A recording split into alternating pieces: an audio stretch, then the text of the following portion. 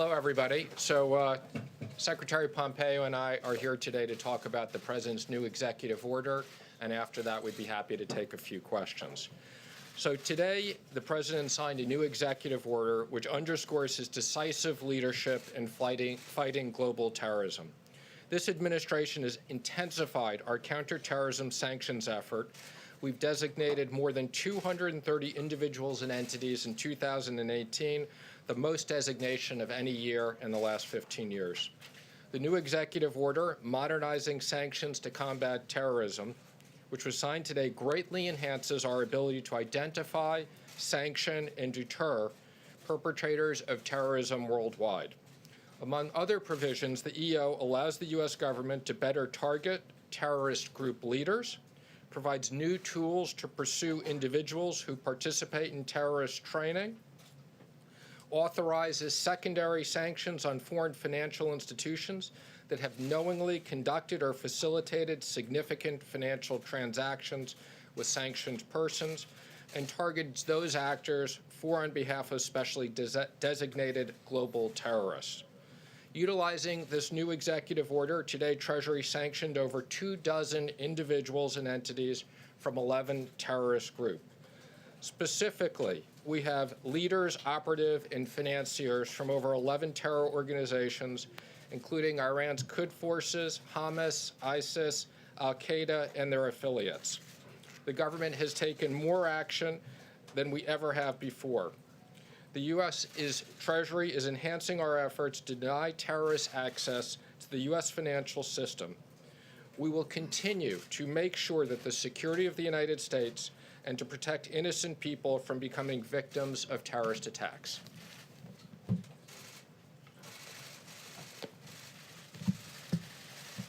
Thank you, Stephen. Today's executive order marks the most significant update to counterterrorism sanctions authorities since September of 2001. It significantly expands authorities to target terrorists and those who finance their activities. Specifically, today's action amends Executive Order 13224 by adding clauses that allow the Departments of State and Treasury to first directly target leaders of terrorist groups and their associated entities without having to tie terrorist leaders to specific acts.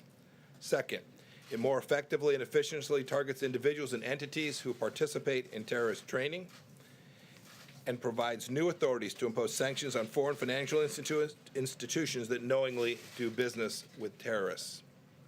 The Trump administration has already used existing sanctions authorities more aggressively than any administration before us, and now we're immediately putting these new authorities to good use, as Secretary Mnuchin said. Today, the Department of State announces the designation of 12 terrorist leaders. They include Isis Wali of Iraq and former Emir of Improvised Explosive Devices, 4 senior members of Hezbollah's Jihad Council, and leaders from Hamas, Palestinian Islamic Jihad, ISIS Philippines, ISIS West Africa, and TTP in Pakistan. Further, we're announcing the designation of Hurus al-Din, an al-Qaeda-affiliated jihadist group in Syria, as a specially designated global terrorist entity. As these actions show, today's executive order by President Trump adds further muscle to U.S. counterterrorism efforts. It will help us to ensure that the deadly attacks of September 11th that occurred 18 years ago this week are never repeated on American soil. Never. At this time, Secretary Mnuchin and I are happy to take a couple questions on this topic. Yes, sir. Did John Bolton get fired, or did he quit, and did he leave the White House because he disagreed with you in particular over talks with the Taliban? So last night, the President asked for Ambassador Bolton's resignation. As I understand it, it was received this morning. Was it because of a disagreement? Go ahead. Yes, ma'am, in the back. Go ahead, Terry. Was it because of this disagreement? I'll leave to the President to talk about the reasons he made the decision. But I would say this: the President's entitled to the staff that he wants at any moment. This is a staff person who works directly for the President of the United States, and he should have people that he trusts and values and whose efforts and judgments benefit him in delivering American foreign policy. It's what, as Cabinet member Secretary Mnuchin and I try and do each and every day. And when the President makes a decision like this, he's well within his rights to do so. Secretary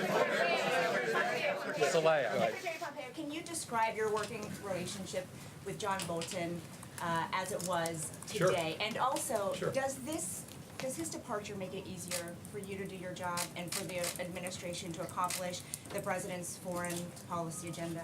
Look, I don't talk about the inner workings of how this all goes. We all give our candid opinions. There were many times Ambassador Bolton and I disagree. That's to be sure, but that's true for lots of people with whom I interact. My mission set is always to make sure, as I run the Department of State, is to deliver America's diplomacy, and to work with the team, whether it's a Treasury or the president's staff, to make sure we get good outcomes. I know everyone's talked about this for an awfully long time. There were definitely places that Ambassador Bolton and I had different views about how we should proceed. Zelaya. John Bolton, Oh, sorry. picture, is it now possible to see some less hawkish Iran policy, and does this open the path for the president to meet with Rouhani? I would say Secretary Pompeo and myself and the president are completely aligned on our maximum pressure campaign. I think we've done more sanctions on Iran than anybody, and it's absolutely working. Now, the president has made clear he's happy to take a meeting with no preconditions, but we are maintaining the maximum pressure campaign. Go ahead. Yeah, go ahead. Secretary Pompeo, for clarity on this, can you foresee a meeting between President Trump and the Iranian leader later this month surrounding the United Nations? Sure. Would the president support that, and do you support that actively? The president's made very clear he's prepared to meet with no preconditions. Just to follow up quickly on the original guidance for this briefing, Bolton was on the guidance to be here. So were you two blindsided by what occurred today? That he's no longer with the administration? Was it news to you today? Because last night we were told he would be here today. Yeah, I'm never surprised. Well, let me ask you this. And I don't mean that on just this issue. And I think Secretary Mnuchin would say the same thing. We work very closely with the President of the United States. I think we have a pretty good understanding of how he's thinking about things. I think you'd agree, Stephen, at nearly all times. And so, our mission says not to talk about these inner workings in the palace intrigue that I know you are so curious about, but rather to talk about the things that matter to American foreign policy. But did you I would just add that people who knew should know, and don't get into the administrative things of a notice went out because yesterday was very much. Secretary Pompeo, thank you very much, I appreciate it. Secretary Pompeo, question ma'am. about Syria. We reported on Syria and the refugee camps last night. Our David Muir was there, and he talked about how these refugee camps, ISIS fighters are blending in. There's children dancing around the ISIS flag. Are you concerned about these refugee camps becoming a breeding ground, a training ground for terrorists, for ISIS fighters? So there's a long history of just exactly what you're describing, camps in Iraq, camps other places where prisoners were detained, and extremist elements breeding in those places. But we've been working diligently on this. We have conducted enormous operations against ISIS even after the fall of the caliphate, as recently as the last handful of days. We are very focused on this. The success that we had moving down the Euphrates River Valley that our Department of Defense led with the SDF forces was truly remarkable. We will not take our eye off the ball, ensuring that whether it's ISIS or other radical Islamic extremist groups continue to be under pressure from the United States of America. And that would, just to close it out, and that would include in these camps that you're referring to. Yes, go ahead. The White House says that National Security Advisor Bolton's foreign policy was not aligned with the president's philosophy. How was it out of alignment? Well, I'll leave that to the White House to talk about. Other than to say, I think President Trump, I watched his campaign. I've now worked with him first as CIA director and now as Secretary of State. Someone asked, would the policy be different absent any individual being here?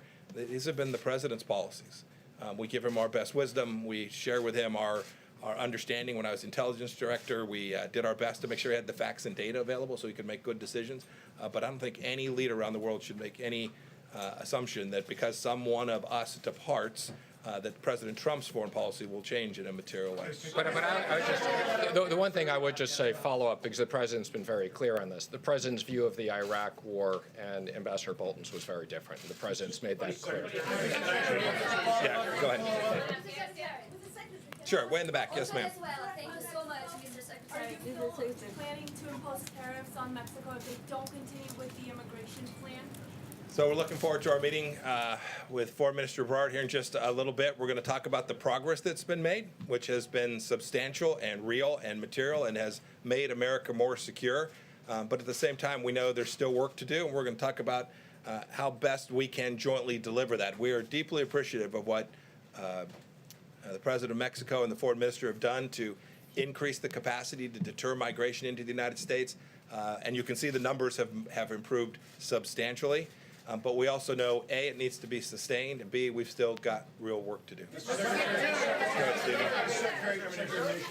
Yeah. Yes. Can I, Yes. On Venezuela, we know that Ambassador Bolton was trying to keep up the pressure in Venezuela in the picture, and we know that Ambassador Bolton and President Trump disagree on many things regarding to Venezuela. What can we expect now with the departure of Ambassador Bolton? I think, the Treasury Department and the State Department have been incredibly active on sanctions. Everything we do is in consultation with the State Department. Again, we have a massive sanctions program that's working. But I would just add, we are concerned about the people there and what's going on in the humanitarian crisis, and I know the Secretary has worked with their neighbors extensively. Is this national security team a mess?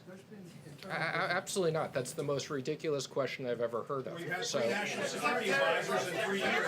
Three national security advisors in 3 years. Let me just say, the national security team, which is what you asked, consists of the National Security Advisor, the Secretary of Defense, the Secretary of State, myself, the Chief of Staff, and many others. Can you disagree with the president? Of course. Yeah. I'm sorry. I'm sorry. It says, well, we'll take one more. Yes, ma'am, in the red. Yes. Sir. There were reports this week that the CIA had to pull a top Russian asset out because of concerns that his identity could be exposed. Under which administration was this source burned, and is there currently an investigation into how his identity got leaked to the media? Yeah, I've seen that reporting. The reporting is materially inaccurate. And you should know, as the former CIA director, I don't talk about things like this very often. It is only the occasions when there's something that I think puts people at risk, or the reporting is so egregious as to create enormous risk to the United States of America, that I even comment in the way that I just did. And I won't say anything more about it. I know the CIA put out a statement. Suffice to say that the reporting there is factually wrong. Thank you, everybody. What about the United Nations General Assembly? Was the president aware of it? Does Bolton's departure make UN General Assembly harder or easier? God almighty. Wait.